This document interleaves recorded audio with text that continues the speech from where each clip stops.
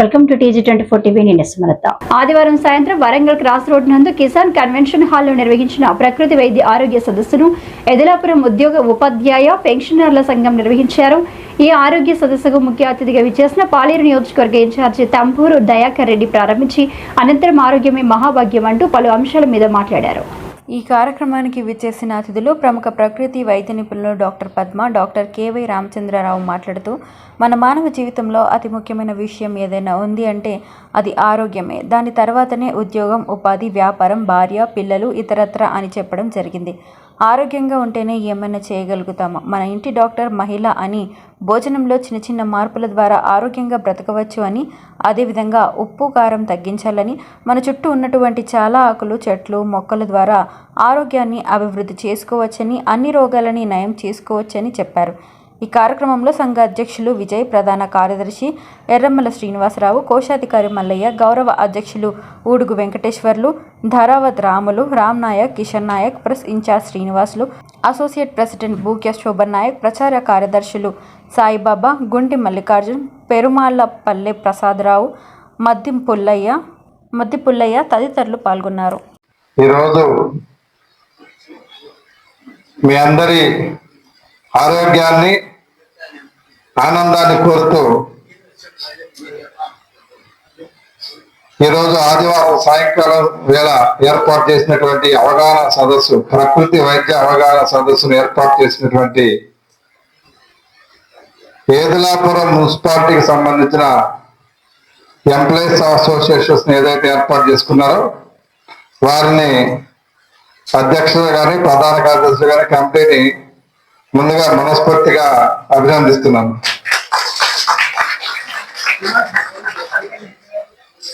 ఎందుకంటే ఇవాళ మన కుటుంబంలో మనం బాగుంటే చాలే, మన ఆరోగ్యం బాగుంటే చాలే అనుకునే రోజుల్లో మన దగ్గర ఉన్నటువంటి మున్సిపాలిటీలో ఉన్నటువంటి కుటుంబాలన్నీ కూడా సంతోషంగా ఉండాలి, ఆరోగ్యంగా ఉండాలని ఇటువంటి సదస్సులు నిర్వహించడం ఆనందదాయకం. ఈ యొక్క కార్యక్రమానికి మనందరినీ చైతన్యపరచడానికి, అవగాహన పరచడానికి చేసినటువంటి అతిథులు రామచంద్రరావు గారికి అంటే మిసెస్ రామచంద్రరావు గారికి మనస్ఫూర్తిగా హృదయపూర్వక స్వాగతం చెప్తూ, రామచంద్రరావు గారు ఇలా స్టేట్ లోనే చాలా ఫేమస్. ఎందుకంటే మా విజయపురాలు గారిది హైదరాబాద్ ఉంటారు, ఉగాండాలో ఉంటుంది. వారు కూడా వచ్చి అప్పుడప్పుడు మేడం గారి దగ్గర ట్రీట్మెంట్ సలహాలు తీసుకొని వెళ్తున్నారు. అంటే వారి యొక్క ఖ్యాతి ఖండాంతరాలు కూడా వ్యాపించిందనమాట.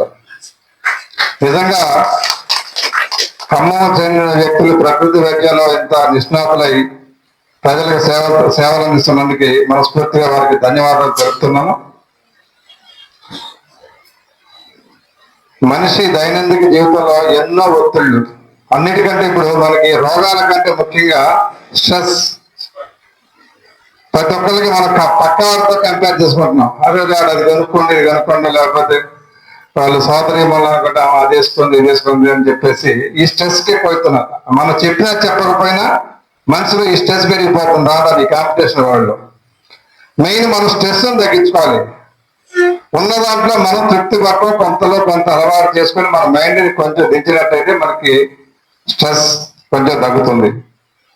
అంతేకాకుండా ముఖ్యంగా అంటే పురుషుల కంటే స్త్రీలు ఎవరైతే ఎంప్లాయ్ చేస్తున్నారో వాళ్ళు పొద్దున్నే 5:30కి వెళ్ళగాలి, పిల్లలను చూసుకోవాలి, మళ్ళా రెడీ కావాలి, అందరికి వాళ్ళ క్యారేజీ కట్టుకోవాలి, మళ్ళా వీళ్ళు కట్టకపోతే వీళ్ళు కూడా మళ్ళా రుచికరంగా వీళ్ళకి కట్టాలి. ఇలా స్త్రీలు ఎక్కువగా స్ట్రెస్ గురవుతున్నారు. ఆఫీసులోకి వెళ్ళినప్పుడు వాళ్ళకి ఆఫీసులో కొన్ని సమస్యలు ఉంటాయి. కాబట్టి ముఖ్యంగా స్త్రీలు స్ట్రెస్ తగ్గించుకోవడానికి మనం ఆసన, ప్రాణాయామ, ధ్యాన ప్రక్రియని ఖచ్చితంగా యోగా అనేది మనకి దైనందిక జీవితంలో మనం ఖచ్చితంగా అలవాటు చేసుకోవాలి. అక్కడ మనకి 50% రోగాలు తగ్గిపోతాయి. మనకేంటి స్పైన్ ప్రాబ్లమ్స్ కానీ, లేకపోతే మోకాళ్ళ సమస్యలు కానీ, కీళ్ళ సమస్యలు కానీ, తర్వాత ఒత్తిడి కానీ, మానసిక ఆందోళన కానీ కొంతవరకు మనకు మనమే తగ్గించుకోవాలి. ఆ తర్వాత అది తగ్గకపోతే మనం అప్పుడు చికిత్స వైపు వెళ్ళాలి. చికిత్సలో కల్లా మేలైన చికిత్స ఏంటంటే ప్రకృతి, అంటే మన చుట్టూ ఉన్నటువంటి వనరులను మనం ఉపయోగించుకోవడం. ఇవాళ వందలాది కోట్లు వేలాది కోట్లతో అనేక ఫార్మాస్యూటికల్ ఇండస్ట్రీస్ ఏర్పడ్డాయి, మనిషిని బేస్ చేసుకుని వ్యాపారం చేస్తూ ఉన్నాయి. కానీ ఈ రోజుల్లో కూడా ఈ ఏది మన కలరా మసూచి గత్తరా అనే దాన్ని చెప్పుకునే వాళ్ళం. అయ్యా ఇప్పుడు టైఫాయిడ్ మలేరియా డెంగ్యూ బింగు రూపాంతరాలు చెందిన పేర్లు అవన్నీ కూడా ఇంతకుముందు కేవలం ప్రకృతి వైద్యం ద్వారానే జరిగే చికిత్స. ఆకులు తర్వాత వేళ్ళు ఏదైతే మనకి పనికొస్తాయో ఆరోగ్యం కోసం వాటి ద్వారానే 70% చికిత్స జరిగేది. అప్పుడు కూడా మనం ఇప్పుడు కంటే చాలా ఆరోగ్యంగా ఉన్నాం. కానీ రాను రాను మనకి అవన్నీ కొంచెం అడవులు దూరం కావటం, మనకి పెరలు ఇంటిలో పెరలు లేకపోవటం, మనం పొలాలకు వెళ్ళేటటువంటి చేలోకి వెళ్ళేటువంటి స్థితి మనకి లేకపోవడం, ఇన్స్టాంట్ గా క్రోసిన్ టాబ్లెట్ వేసుకోవడం, మెటాసిన్ టాబ్లెట్ వేసుకోవడం మనం అలవాటు అయిపోయింది అనమాట. తలనొప్పి వస్తే వెంటనే సైడాన్ విత్ ఇన్ 40 minutes సైడాన్ వేసుకోవడం, తగ్గించుకోవడం, మళ్ళీ తెల్లారి పొద్దు వేసుకోవడం అలవాటు పడి మన యొక్క రోగాలు రావడానికి, రోగ నిరోధక శక్తి తగ్గడానికి మనమే దానికి కారణం అవుతున్నాం. ఎటువంటి అంటే ప్రిస్క్రిప్షన్ లేకుండా, ఎటువంటి ఇది లేకుండా. కాబట్టి ఇవన్నీ మనకి తగ్గాలంటే మనకి చైతన్యం, మనలో మనకే చైతన్యం కావాలి. మనం ఏ టైంలో ఏం చేయాలి, ఎలా ఉండాలి, ఏం తినాలి, ఏం తీసుకోవాలి. ఒకవేళ మనకు వస్తే మనలో ప్రకృతి వైద్యం అంటే మూలికలు, తర్వాత ఇవన్నీ ఆయుర్వేదిక్ ద్వారా మనం ముందుకు వెళ్ళాలనేది మనం నేర్చుకున్నట్టే ఖచ్చితంగా మన జీవితం ఇప్పుడున్న స్టేజీ కంటే బెటర్ స్టేజీకి అయితే డెఫినెట్ గా చేరుతుందని నేను నమ్ముతున్నాను. కాబట్టి ఈ యొక్క కార్యక్రమానికి ఇచ్చేసినటువంటి సోదర సోదరులకు మనస్ఫూర్తిగా హృదయపూర్వక ధన్యవాదాలు చెప్తూ సెలవు తీసుకుంటాం. Thank you very much. వేదిక మీద ఉన్నటువంటి మిత్రులు, ఇక్కడికి వచ్చిన గంటలో 1 గంట అయినట్టే ఉంది వెయిటింగ్. ఈ గంటలో ఒక 35-40 ఏళ్ల క్రితపు జ్ఞాపకాలన్నీ గుర్తొచ్చాయి. కాకపోతే అప్పుడేమో స్టూడెంట్స్ గా ఉన్నాం, ఇప్పుడేమో రిటైర్ అయిపోయి ఉన్నాం. కానీ చూస్తుంటే అన్ని గుర్తొచ్చినాయి. మేము తను యాక్టివ్గా ఉండేవాడు వెంకటేశ్వరరావు గారు, సన్నగా బక్కగా ఉండి చాలా యాక్టివ్గా ఉండేవాడు. మేము కల్చరల్ సెక్రటరీ గారు అనేవాళ్ళం ఎస్ఆర్ఎన్ విజయనగర్లో పాత మాట. ఈ వెంకటేశ్వరరావు గారు ఉంటే ఎంత పెద్ద కష్టమైనా దాటేస్తాం అనుకునేవాళ్ళం. సౌండ్ తగ్గించండి, నేను పెంచుకుంటాను. ఇలా అనేక మంది ఆ రోజు అనేక రూపాల్లో చాలా మంది వ్యక్తులం కాబట్టి భిన్న రూపాల్లో వ్యక్తం అయ్యేవాళ్ళం. అలాంటి వాళ్ళందరూ ఇప్పుడు పెద్దవాళ్ళు అయ్యి ఇక్కడ వచ్చి చెప్తున్నారు, నేను రిటైర్ అయ్యాం, మేము ఫలానా అంటుంటే బాధ్యత పెరిగింది అనిపిస్తాం మన మీద. ఎందుకంటే గుర్తు చేసుకోవటానికి స్వీట్ గా ఉండొచ్చు, కానీ మనం స్టూడెంట్స్ కాము, ఆనాటి యాక్టివ్నెస్ లేదు, అప్పుడులాగా ఏదో చేయడానికి వీలైన ఆ పాత స్పిరిట్ కూడా లేదు. కానీ ఇప్పుడు అదనంగా మనకు ఒక బలం ఉంది, బాధ్యత ఉంది. ఏంటిది అంటే ఇన్నాటి అనుభవాలు చిన్నవి కావు. మనం ఎన్ని రంగాల్లో వ్యక్తమయ్యాం, ఎన్నెన్ని మార్పులు మన జీవితాల్లో మీకు గుర్తున్నాయి. ఏది మనం పీజీ సెంటర్ కోసం ఖమ్మంలో పీజీ సెంటర్ రావాలని చెప్పి చేసే ఆ 3-4 ఏళ్ల ఆ యాక్టివ్ కార్యక్రమం నుంచి మొదలెట్టి ఇవాటి దాకా సాగిన లైఫ్ లో ఎన్నో స్టెప్స్ దాటుతూ వచ్చిన వాళ్ళం. ఎందుకంటే ఇక్కడ దగ్గర 60% అంతా కూడా వచ్చి అన్న బాగున్నా అనేవాళ్ళే కనిపిస్తున్నారు. ఆనాటి పాత తరమే ఉంది ఇక్కడంతా. అయితే నేను సూటిగా మీతో అనాలనుకుంటున్నది ఏంటంటే ఆనాటి యాక్టివ్నెస్, ఓపిక, వయసు మనలో లేకపోయినప్పటికీ మనమేమి ముగింపులో లేము. మనకి ఇంకా టైం ఉంది. ఇప్పుడు ఆ బ్రదర్ ఎవరు ఇందాక అంటున్నారు మనం 110 ఏళ్ళు బతకాలి. ఏమో నాకు తెలియదు, మంచి మాట కదా, 110 ఏళ్ళు బతకాలంటే భలే అనిపిస్తుంది. కానీ చాలా మంది మాట్లాడుతున్నప్పుడు వ్యక్తం అవుతుంది ఏంటంటే ఇంకొక 10-15 ఏళ్ళు అయితే నేను గట్టిగా పనిచేస్తానండి అంటుంటారు, మాట్లాడుతూ అంటుంటారు అన్నమాట. ఎప్పుడు ఎక్కడలే కానీ ఇంకొక 10-15 ఏళ్ళు. మరి ఆ 10-15 ఏళ్ళ తర్వాత ఏమంటారో తెలియదు.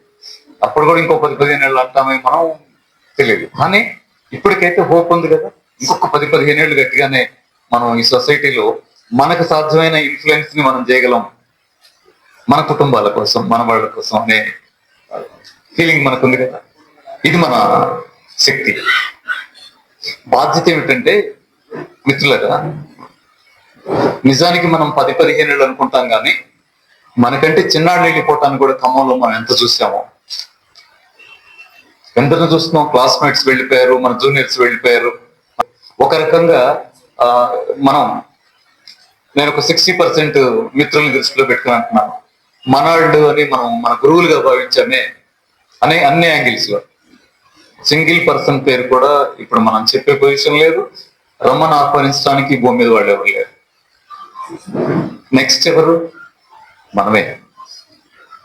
ఆ తర్వాత పెద్దవాళ్ళం మనమే అంటారులా. ఆ నెక్స్ట్ ఒక్కొక్క పేరు వినపడుతూ పోతే ఆ సీరియల్లో నా పేరు కూడా ఇక్కడ ఉంది. రామచంద్ర లేడంట అనే రోజు ఒకటి ఉండదా? ఉంది. ఎప్పుడది మనం మాట్లాడుతున్నాం? 10-15 ఏళ్ళని. ఆ 10 ఏళ్ళంటే ఎన్నేళ్ళో, 15 ఏళ్ళంటే ఎన్నేళ్ళో తెలియదు కదా. ఇప్పుడు మన బాధ్యత ఏంటంటే మనం బాగుండాలి, ఓకే, కానీ ప్రధానంగా మన పిల్లలు బాగుండాలి, మన మనవరాళ్ళు బాగుండాలి. ఇంకా నేను బాగుండాలి అనేది సెకండరీ అయిపోయింది. మంచిది, మనం బాగుండాలి, ఖచ్చితంగా మన కోసం మనం నిలబడాలి. కానీ ఆ స్థితిలో మనం లేము, బాధ్యతతో ఉన్నాం. మన పిల్లలు బాగుండాలి, మన మనవరాళ్ళు బాగుండాలి. అంత బాధ్యత మనకుంది. ఏ అంశంలో? మీరు చాలా మాట్లాడారు. సార్ రాటాకు ముందు వీళ్ళంతా మాట్లాడుతున్నారండి. ఎవరిని ఎక్కించినా గంట మాట్లాడగలిగే వాళ్ళుగా ఉన్నారు. మీరు మాట్లాడుతుంటే సంతోషం అనిపించింది. మీ మాటల్లో కనిపించింది ఏమిటంటే వివిధ అంశాలు మాట్లాడుతున్నారు కదా.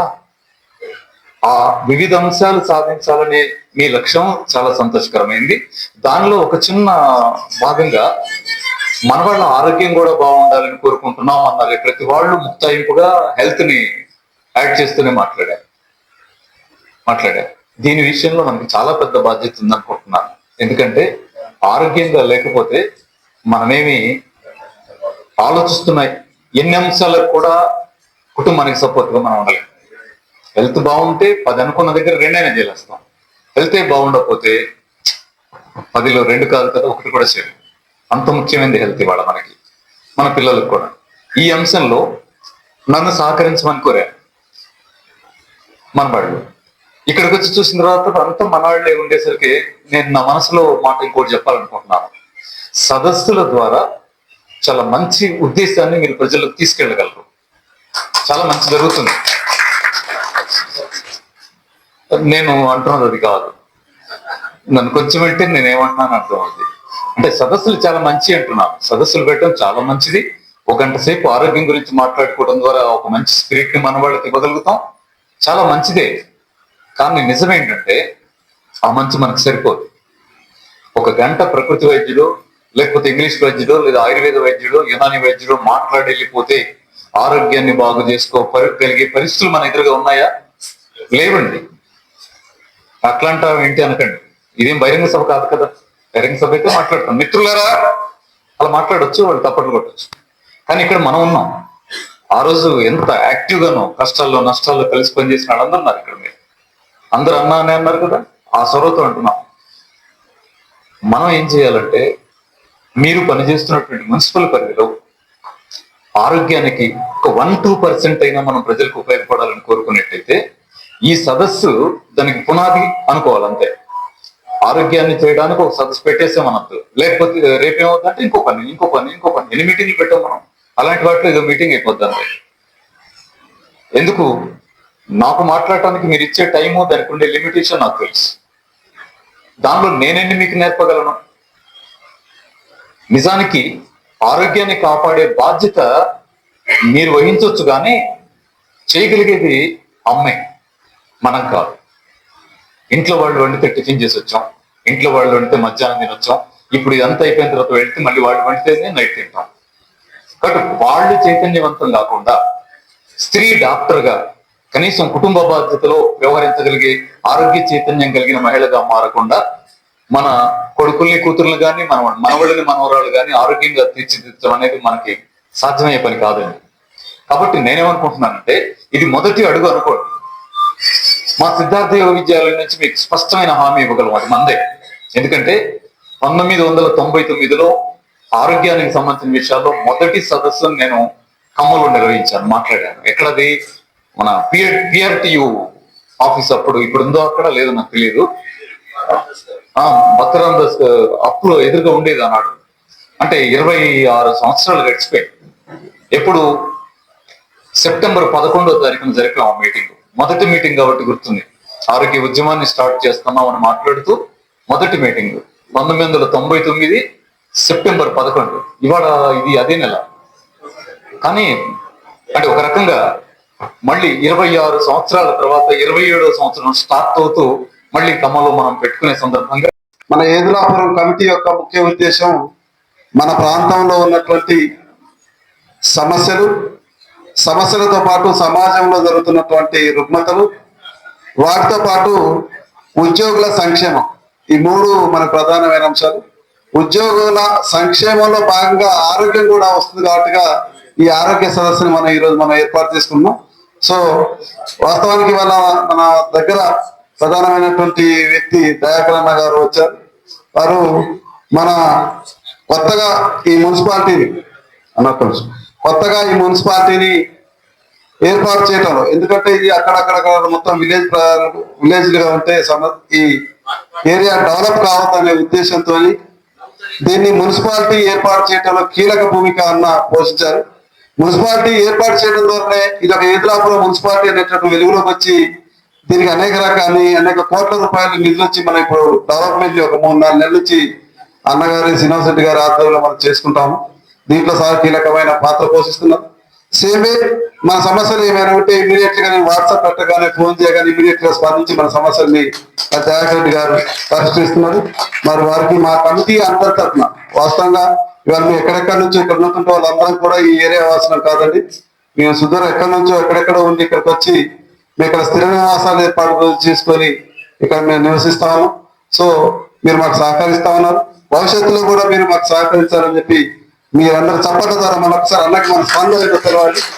కాబట్టి మరి దయాకర్ రెడ్డి గారిని ఈ ప్రకృతి ఆరోగ్య వైద్య సదస్సుని ప్రారంభించాల్సిందిగా కోరుతాము.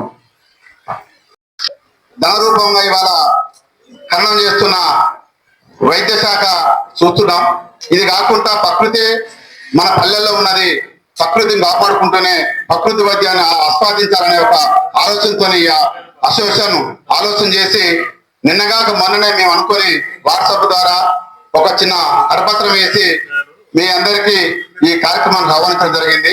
మా పిలుపు మేరకు వచ్చిన మీ అందరికీ పేరున అభినందనలు మరియు ధన్యవాదాలు తెలియజేస్తున్నా.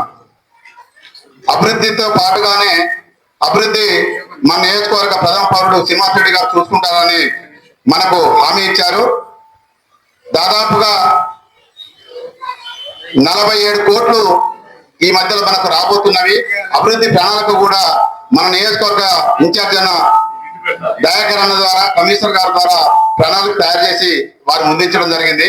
అవి త్వరలో ప్రారంభించబోతాయి.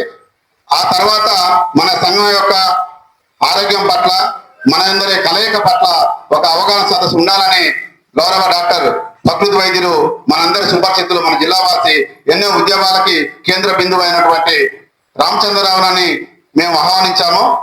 మేము అడిగిందే తడువుగా మీరు చేసే ఈ చిన్న ప్రయత్నానికి నా తోడ్పాటు అందిస్తానని తన యొక్క విలువైన కాలాన్ని ఈ సాయంత్రం సమయంలో మనకు కేటాయించి రావటం, అట్లాగే మరొక అతిథి దయాకర్ అన్న కూడా తనకు వేరే ప్రోగ్రామ్స్ ఉన్నా కూడా ఈ ప్రోగ్రాం రావటం చాలా అభినందనీయం. మనందరి ఒక శ్రేయస్ కోరే వాళ్ళని మనం భావిస్తున్నాం. అట్లాగే ఈ కార్యక్రమంతో పాటుగా భవిష్యత్తులో యోగా కానీ రక్తదాన కార్యక్రమాలు కూడా చేపట్టే కార్యక్రమాలు భవిష్యత్తులో ఉన్నాయండి. ఎందుకంటే మనం ఈ యాంత్రిక జీవన విధానంలో రోజు రోజుకు మనిషి యంత్రంలా పనిచేస్తున్న నేటి తరంలో మనకు సమయం చాలా విలువైంది. అంటే 24 గంటలు సరిపోవట్లేదు అనే స్థాయికి మనం వచ్చేసినామంటే మన యొక్క ఆరోగ్య పరిస్థితి, మన యొక్క ఆలోచన విధానం ఎటువైపు పోతుంది, ఎక్కడికి వెళుతున్నాం మనం అనే ఆలోచనలో ఇవాళ మనం పరిగెడుతున్న క్రమంలో మనం అనేక రుగ్మతలకు ఇవాళ అలవాటు పడి మన యొక్క జీవితాన్ని వాటికి బానిసలు చేస్తున్న క్రమంలోనే దీన్ని కాపాడుకోవాలనే ఉద్దేశంతోనే గౌరవ డాక్టర్ రామచంద్ర గారిని మనం ఆహ్వానించడం, అది కూడా మనకు అందుబాటులో ఉన్నటువంటి నేలకొండపల్లిలో తమ యొక్క ప్రకృతి వైద్యశాలను మరెందరో కొన్ని వేల మందికి తమ యూట్యూబ్ ద్వారా, అట్లాగే తమ వైద్యశాలలో వైద్య సేవలను చాలా తక్కువ ఖర్చుతోని ఎక్కువ మందికి ఉపాధి అందిస్తున్న రామచంద్రరావు గారికి ప్రత్యేకమైన ధన్యవాదాలు తెలియజేస్తూ ఈ కార్యక్రమానికి వచ్చిన మీరందరూ కూడా కార్యక్రమం అయ్యేంత వరకు ఉండాలని మనసారా మిమ్మల్ని అందరూ కోరుకుంటూ నాకు ఈ అవకాశం ఇచ్చిన మీ అందరికీ పేరు పేరున ధన్యవాదాలు తెచ్చి ముగిస్తున్నాను. మా తమ్ముడు ఫోన్ చేశాడు. నా మేనల్లుడికి పెళ్లి కుదిరిందంట. అవునా? ఫ్లాట్ ఏదో కొంటానన్నాడు. వాస్తు కన్స్ట్రక్షన్ లాంటివి ఎన్ని చూడాలి? అంత ఈజీనా? ఇవన్నీ ఈజీ చేయడానికే కదా ఎంఆర్ కన్స్ట్రక్షన్స్ వాళ్ళు గుంటూరుకు 3 వైపులా 3 మంచి అపార్ట్మెంట్స్ నిర్మిస్తున్నారు. లాంలో రాధాకృష్ణ, గుజ్జనగూడలో యూవి అర్బనైట్, తెనాలి రోడ్ లో కేవీ రెసిడెన్సీ. పక్కా వాస్తు, మంచి మెటీరియల్ వాడతారు.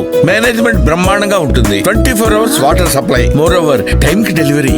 బావా, నువ్వు చెప్పిన చోట ఫ్లాట్ కొన్నాను, అది చెప్దామని వచ్చాను. ఎంఆర్ కన్స్ట్రక్షన్స్, మీ ఇంటిని అందంగా నిర్మిస్తాం. బ్రహ్మానందం చెప్తున్నాడని కాదు, అపార్ట్మెంట్ కు వచ్చి మోడల్ ఫ్లాట్ చూసుకుని బ్రహ్మాండంగా ఉందంటేనే కొనండి.